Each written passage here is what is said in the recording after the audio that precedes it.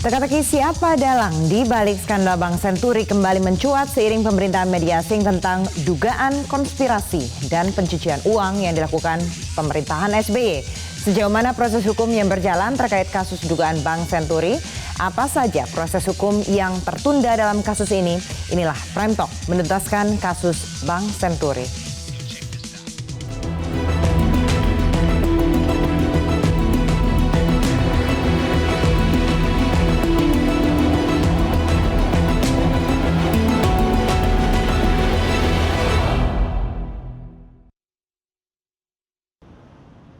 Penanganan kasus Senturi di KPK hingga kini belum menunjukkan kemajuan. Padahal Pengadilan Negeri Jakarta Selatan memerintahkan kasus itu dituntaskan pada April 2018.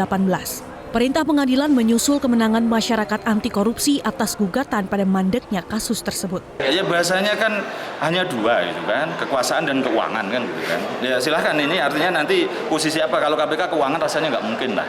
Pasti kekuasaan yang menghambat KPK menjadi berlarut-larut begitu. Pengusutan kasus Senturi terakhir menjerat dua mantan deputi Bank Indonesia, yakni Budi Mulya dan Siti Fajriah. Budi Mulya pun telah divonis 15 tahun penjara oleh Mahkamah Agung pada 2015. Lambannya penanganan kasus ini juga disoroti oleh DPR. Kita meminta kepada KPK keputusan pra-peradilan di Jakarta Selatan itu adalah segera disikapi. Sebetulnya hal tersebut baik secara politik maupun secara hukum sudah tegas bahwa harus diproses. Kasus Senturi naik ke penyidikan pada saat KPK dipimpin Abraham Samad. Kasus ini menjadi perhatian publik karena merugikan negara hingga 6 triliun rupiah, serta menyeret nama dua mantan pimpinan negara, yakni Budiono hingga SBY. Tim Liputan Metro TV. Untuk membahasnya sudah hadir bersama kami mantan anggota Pansus Angket Bank Senturi Eva Kusuma Sundari, ahli tindak pidana pencucian uang Yenti Ganarsi, dan lewat sambungan telepon Wakil Sekjen Partai Demokrat Didi Irawadi Syamsuddin. Terima kasih sudah hadir bersama kami. Ibu-ibu, saya langsung sapa Mas Didi. Saat ini Mas Didi, saya cek dulu, bisa mendengar saya dengan baik? Agak kurang jelas, tapi saya bisa dengar. Ya. Baik, oke. Mas Didi mohon stay karena kita tidak ingin terputus begitu sambungannya. Langsung saja nama SBY dan juga nama Partai Demokrat ini disebut dalam laporan Asia Sentinel. Tanggapan Anda, Mas Didi? Saya kira ini berita sampah, berita hoax. Saya kira ini tahun politik. Saya mencurigai ada pihak-pihak yang coba bermain menjelang Pilpres dan Pileg 2019. Jelas ini tanpa dasar, tanpa data, tanpa fakta yang bisa dibenarkan. Pansus Senturi sudah selesai dan jelas di sana tidak ada sepeser pun uang yang mengalir sebagaimana tuduhan Sentinel ya, mengalir ke Partai Demokrat dan kader-kader Partai Demokrat. Itu jelas sekali. Baik, kemudian langkah apa yang akan dilakukan kalau begitu dari Partai Demokrat, Mas Didi? Dari yang juga kalau nggak salah dulu ikut di Pansus ya. Kalau berita ini tidak segera dihentikan, kami akan melakukan langkah hukum ya. Pihak yang kalau tidak salah di Hong Kong itu yang menyebarkan hoax ini, kami akan segera melakukan langkah hukum pidana terhadap pihak tersebut ya. Ya. Dan terhadap pihak juga di dalam negeri yang coba-coba mengembangkan hal ini, ya, yang coba mengembangkan, menggoreng-goreng hal ini berdasarkan fakta yang hoax. Oke. Jadi kalau Partai Demokrat melihatnya ini lebih politis begitu laporan ini. Ya gini, terhadap siapapun termasuk media yang mencoba menggoreng-goreng ini tanpa didukung fakta dan bukti yang kuat, ya, berdasarkan fitnah oleh John Bells. Iya, oke, baik. Ya. Saya langsung ke Bu Eva kalau gitu, Bu Eva. Dengan adanya laporan Asia Sentinel ini, Mas Didi, saya kasih giliran dulu ke Bu Eva. Tahan dulu, Bu Eva. Dengan adanya laporan dari Asia Sentinel ini, kemudian juga sebelumnya ada permohonan pra-peradilan yang dikabulkan, yang diajukan oleh Maki, begitu. Tanggapan Anda bagaimana? Haruskah sebagai salah satu yang pernah menyelidiki tentang bailout Bank Senturi ini, seperti apa? Apakah harus dibuka lagi, harus diperjelas lagi di sini peran pemerintahan sebelumnya?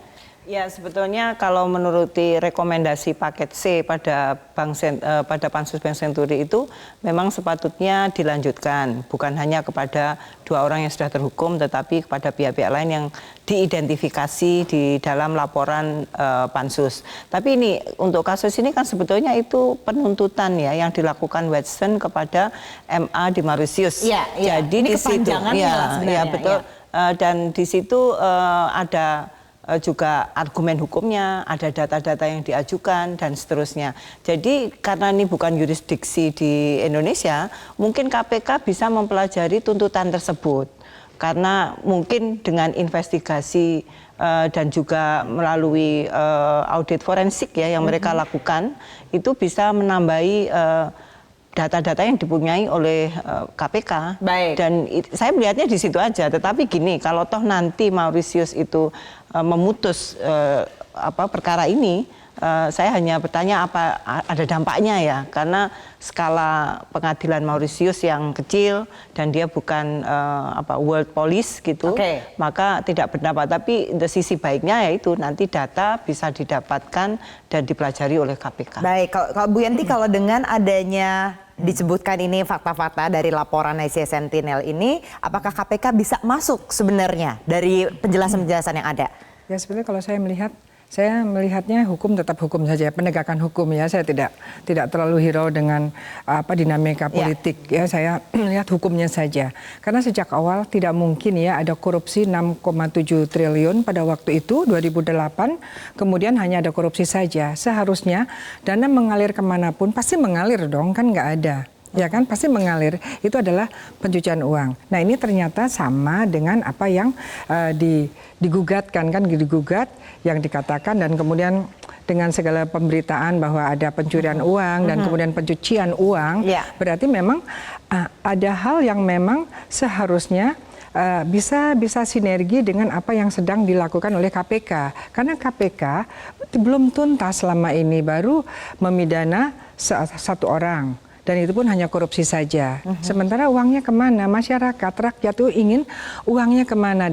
Dan KPK itu harus mempelajari lagi bagaimana UNCAC, United Nations Against Corruption 2003 itu udah jelas setiap ada korupsi harus digunakan sekaligus dengan pencucian uangnya. Jadi bisa jadi pintu masuk atau tidak jika menggunakan pasal TPPU ini dengan adanya laporan bahwa katanya mengalir kemana-mana sampai ke luar negeri juga? Iya, pintu masuk. Atau kalau bahkan harusnya selama ini KPK harusnya mencari kan, sedang mencari. Bahkan ini adalah ada satu support data kan harusnya gitu. Kalau itu betul yang disampaikan ini ada affidavit misalnya. Ada 80 halaman adalah isinya tentang affidavit, keterangan di bawah sumpah gitu kan.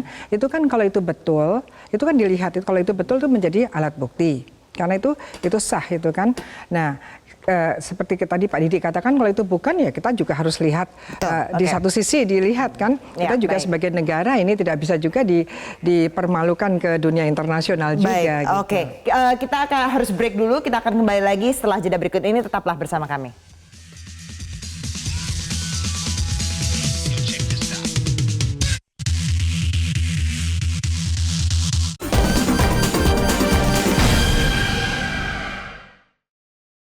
Bu, kalau misalnya dari Pansus sendiri, apakah sebenarnya betul memang ada aliran dana itu ditemukan atau tidak sih dalam penyelidikan dikatakan tadi ke Partai Demokrat di sini yang ada di laporannya, sampai ke sana atau tidak laporan dari Pansus itu? Kalau seingat saya keputusan kita pada waktu itu semua data itu diserahkan kepada KPK untuk membuktikannya. Jadi ketika ada indikasi misalkan apakah benar karena ada salah satu misalkan ada cash yang diserahkan pada malam hari, itu kan menurut salah satu saksi misalkan. Nah ini silahkan dicari oleh KPK untuk mencari buktinya waktu itu. Jadi disinggung ya, tapi kita belum punya bukti. Dan jadi yang penyimpangan yang disampaikan pada saat itu oleh Pansus sama atau dilaporkan tidak? Semuanya. Laporan Asia Sentinel ini? Oh enggak begitu sama, persis enggak ya. Dan aku juga agak lupa ya, sudah 10 tahun yang lalu. Tapi semua yang ada di dalam Pansus, ya itu ditulis tentu oleh pencatat dan diserahkan kepada KPK untuk ditindaklanjuti. Dan itu kita tunggu KPK gitu. Baik. Nah kalau misalnya dari Bu Yanti, kalau dikatakan di sini di sini kan sebenarnya cukup belak-belakan begitu laporan Asia Sentinel dan juga pansus tadi kalau dikatakan memang sudah ada sedikit lah yang merujuk kepada bahwa memang di sini Presiden mengetahui dan sebagainya. Haruskah memang kalau begitu KPK harus memeriksanya sampai ke SBY pada saat itu?